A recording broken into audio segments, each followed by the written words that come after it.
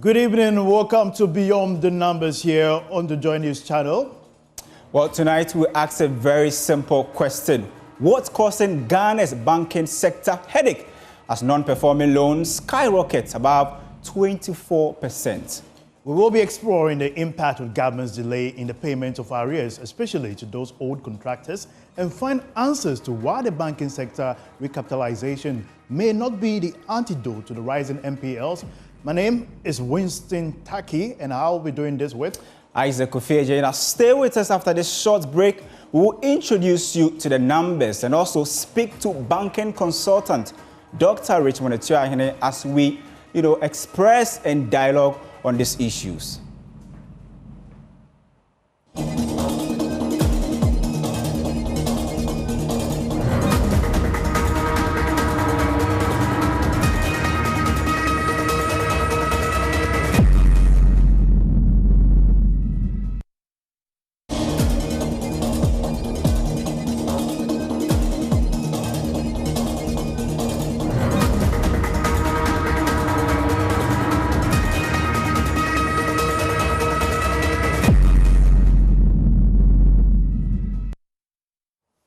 Welcome back to another exciting conversation, and this time around we're going to the banking sector, assessing non-performing loans, which has been a very critical aspect, especially on testing the stability of our financial sector. And when we talk about non-performing loans, some also wonder what really is it. In simple terms, I believe non-performing loans are loans that have not performed well. That's a very simple explanation of NPLs. And this is assessed based on the ability of the borrower to pay back the amount of money that he has borrowed and the expected interest on that. But it appears it has not been very well, especially in our banking sector. Yes, Winston, just like you put it, non-performing loan is a key indicator when you want to test the stability of any banking sector. How much of the loans that goes out that doesn't come back, that's really, really important, because the money banks are lending out is not their own free money. It is depositors' money, so they need to be able to recoup everything plus interest. So you see this huge figure on the screen, 24.1%. That is the current non-performing loan ratio, which means that every 100 cedis that banks in Ghana lend out, 24 cedis ends up not coming back, or they do not pay, or they are not able to recoup 24 cedis.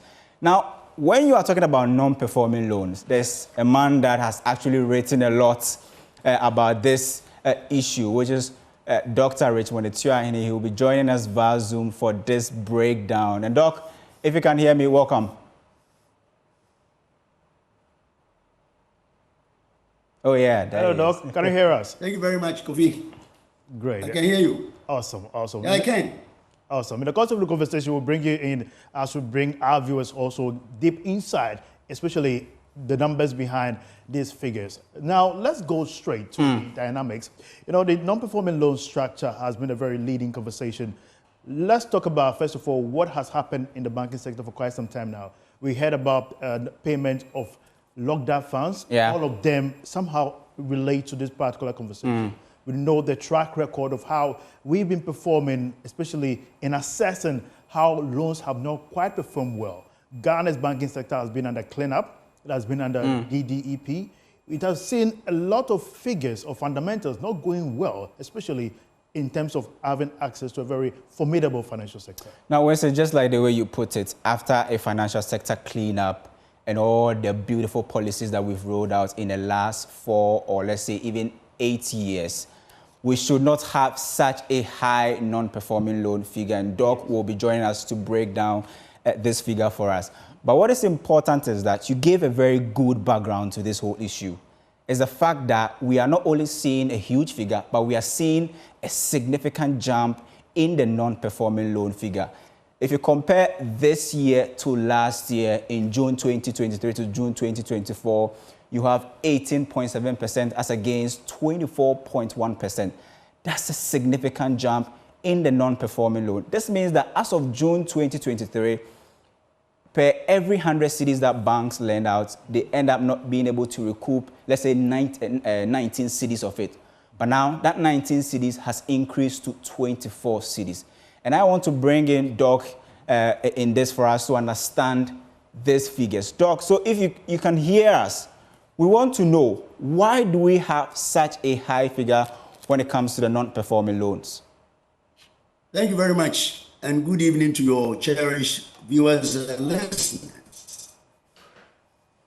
I think we've had this over more than 10 years. I can even go back at 2011. I mean, the non-performing has consistently been going up. And the work that we have done shows that between 2014 and 2024, we have climbed from 11% up to 24.1%. And the reason why, I think what accounts for this increment is basically, the first one is that government has not been able to service the debts, what I will call legacy debts. And if you read the IMF report 2024, it says that government owed 35 billion to non-energy sector, and then government owed 1.6 billion to the energy sector. If you aggregate them all, it's close to about 60 billion. And if the banks have lent so much of deposit to government and government has not been able to pay, what it does is that it reflects on the non-performing. And the sad thing about it is that it correlates on the solvency of the banks. Yeah. That is why you can hear, that's why you can hear that government is talking about stability fund and what have we. All because the non-performing, if it has been settled as it is, I believe most of the banks will be solvent. Unfortunately, since 2014 up to, the reason being is that contracts are being awarded here and there, but monies are not being made available to settle it. So therefore... Okay, Doc. Yeah, Doc, talking about contract, I think Doc made mention of contract. Yes. Now, we have, from our sources, we have reliable information on one of the contractors who actually embarked on road construction projects. He took a contract 2019-2020. One was on feeder roads, the other was Highways Authority. Now, if you add the two loans that he took, I mean, the project, he's supposed to be paid combined, the 2019 one and that of 2020, we are talking about some 5 million Ghana cedis that he's supposed to be paid. He has not been paid since 2019-2020. And definitely, this is somebody who possibly is not money from his own pocket. He may have borrowed from the banks. And since 2019 to now, that person has not been paid what he's due.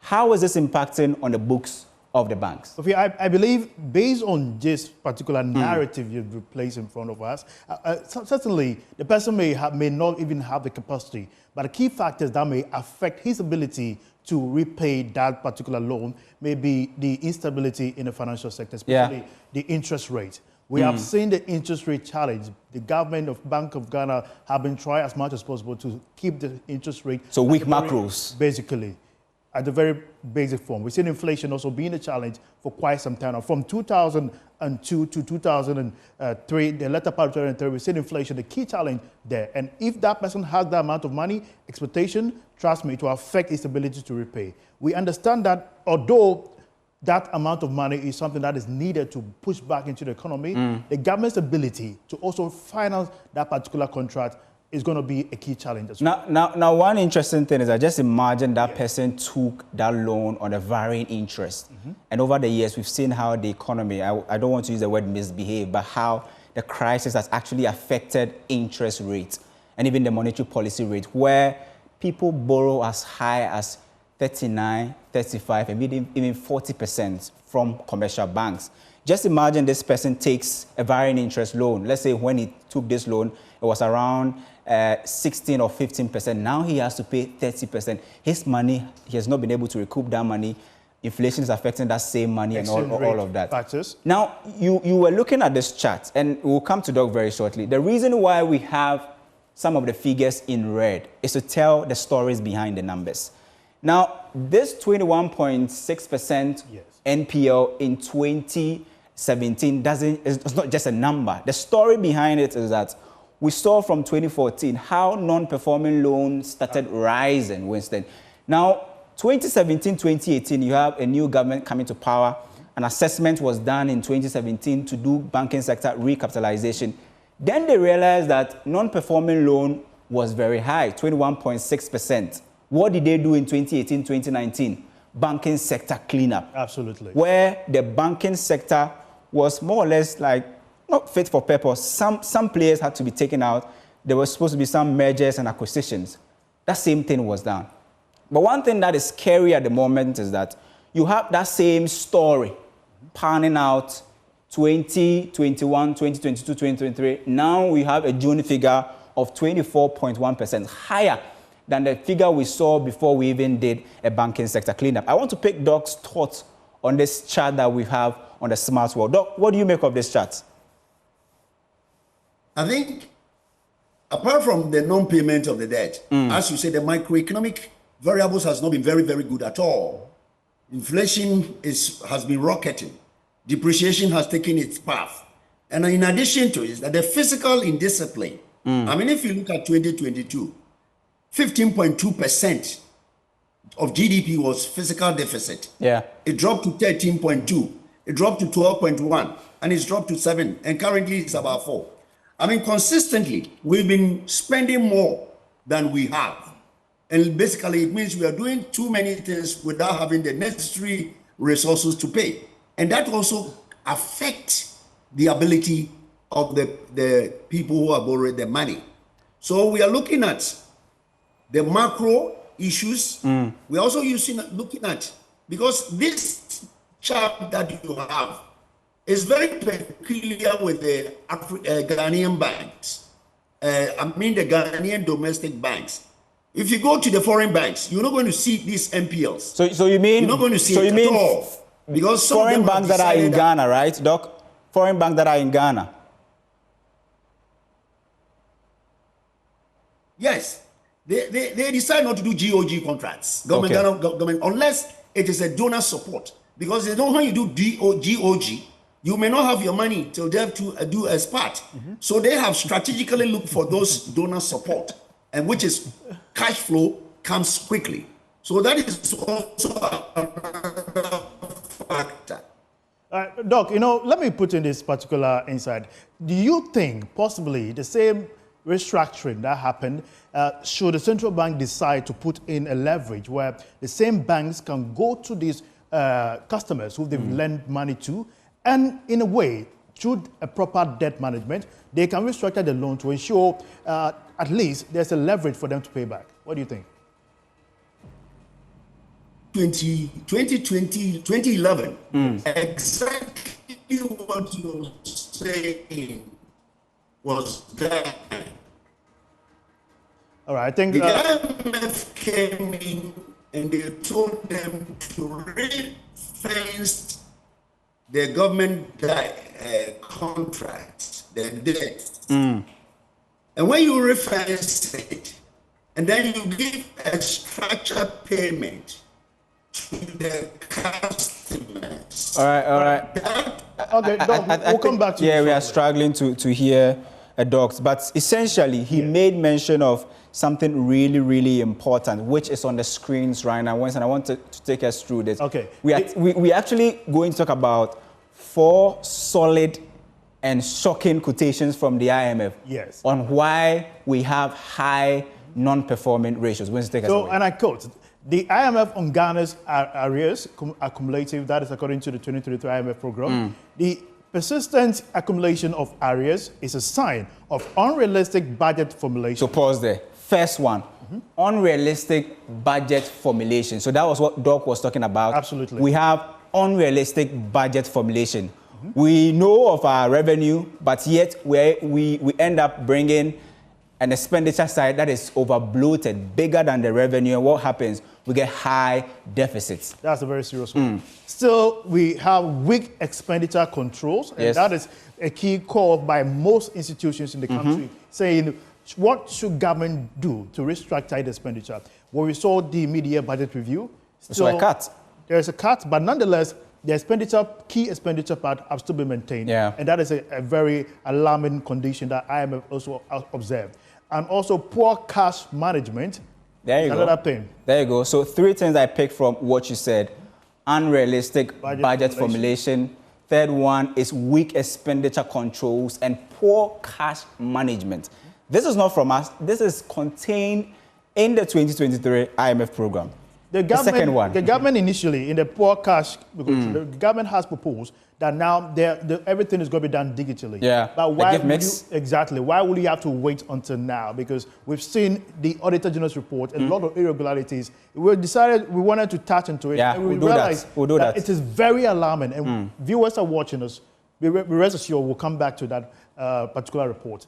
Still on the IMF, the persistent accumulation of arrears is a sign. Okay, this is the same one that we. Yeah. So let's look at the second one. We are taking you through 3 quotations from the IMF on the NPLs. Government domestic arrears have been a recurring source of banking system. So in essence, why do we have weak or vulnerable banking system? The IMF put it in a very simple way. This was 2011.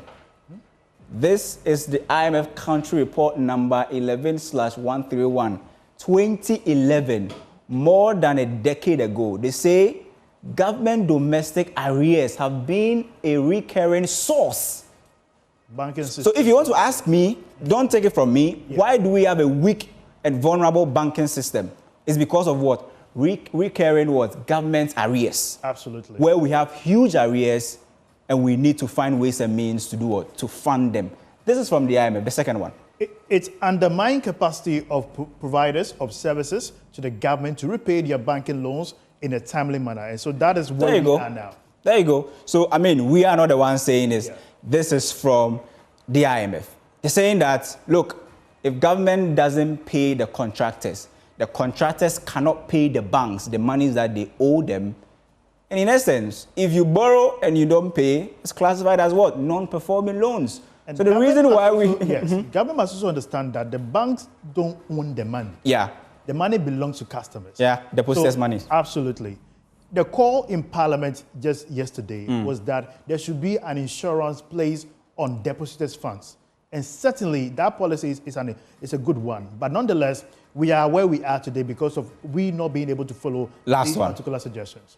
Last one. This is actually the top brass of the issue. I mean, is the icing on the cake in terms of the non-performing problem. Take us through. Yes. The recapitalization of banks only achieves temporal balance. So, yes, Doc was talking about recapitalization of banks, and we know that certainly that is the way that Bank of Ghana wants to go in ensuring that the banking sector is robust. But you have the IMF saying that if you do recapitalization, what happens? The problem is just postponed, it's temporal. Why? Because the recurring government arrears keeps happening. Every year, you have contractors going to banks to get loans, to embark on government projects, and what have you. That problem has not been solved. So the only way that you can reduce the NPLs is when you do what? You are able to find government to pay the monies that they owe contractors. And that same IMF. Yes. And in fact, the governor of the Bank of Ghana has an interesting book on non-performing loans. It says that when you have your non-performing loans exceeding 20%, he calls it that the banking sector is in a full-fledged crisis. And now we have the current at 24.1. The current governor wrote in his book that when you have such a high non-performing loan, you can classify your banking sector as being in a full-fledged crisis. Let me make this relatable. When viewers or citizens ask for rules, where your rules are not altered, where you need a certain public facility, all of them are done by contractors. Yeah. All of them are related to this particular narrative we're given. So if you are not receiving them, it's because the monies are not moving to the right places at the right time. If your road is stalled, it means government is not paying, right? Government is not paying. So for all the past 4 or 8 years that you've not seen your road, this is what is happening. Already we've seen some few road projects being done. Strategically. Yeah, I mean, the government says they're actually the best in terms of road construction. They've done a number of road, pumped in billions of Ghana cedis into road construction. 10 billion have been budgeted this year. Yeah, well, the key question is, who are those going to take up this projects or contracts, and where are they going to get the money from? Is this the same banking sector that is currently facing a 21% non-performing loan ratio.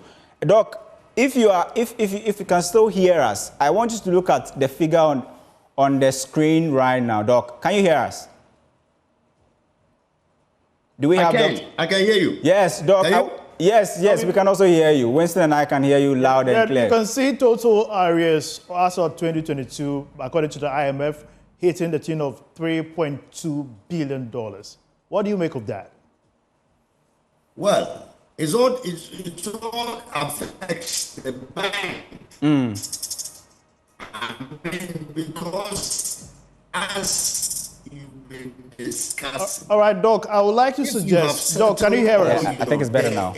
Doc, I'll suggest you rejoin back to the Zoom so that we can have a bit clarity. Your network seems to be a bit unstable. We'll get back to you shortly. So, Kofi, basically, let's look at distribution in terms of the last slide, in terms of sectors that are having the NPLs. But I don't want to walk away from this figure. Yes. $3.2 billion. It's more than the IMF package. That is a serious observation. It's more than the IMF package. This is money that we, in our domestic economy, yes, this is actually in the domestic economy. Yes. Arrears, 3.2 billion Ghana cedis. Now, the reason why we keep hitting contractors and banks, in the next graph, you see the reason why.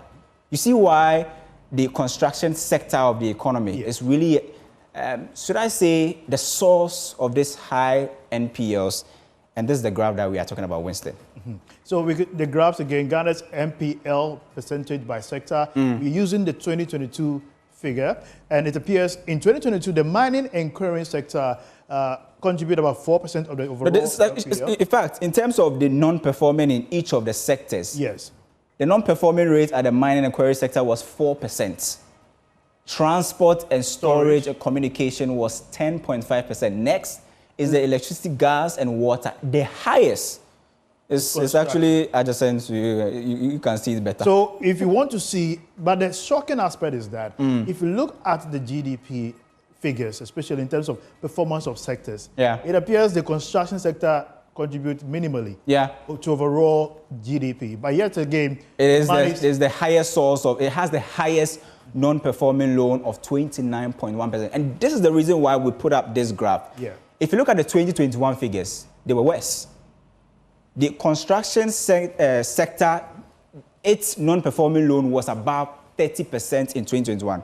So even the figure that you see is the improved one. And I learned that Doc has joined us. Doc, I want you to draw the connection between the banking sector and the construction sector in this high NPL that we see in June 2024. Thank you very much once again. I think if you look at your charts, basically, the construction sector. Okay, unfortunately, we lost Doc there. I think it's quite unfortunate that he could not give us his expert view on this chart. I think what I foresee the central bank will have to do more is to up their supervisory role, especially in terms of managing banks' portfolio in non-performing loans. And that is a huge work. Although some have been done, there is still more to be done going forward. Now, when you have such high non-performing rates, do you know what happens? Yes. What happens is that the banks become a bit careful in giving out loans to private sector. Because look at the chain. Banks lend to a contractor who is a private sector. That contractor goes to do a project which belongs to government. Government doesn't pay him.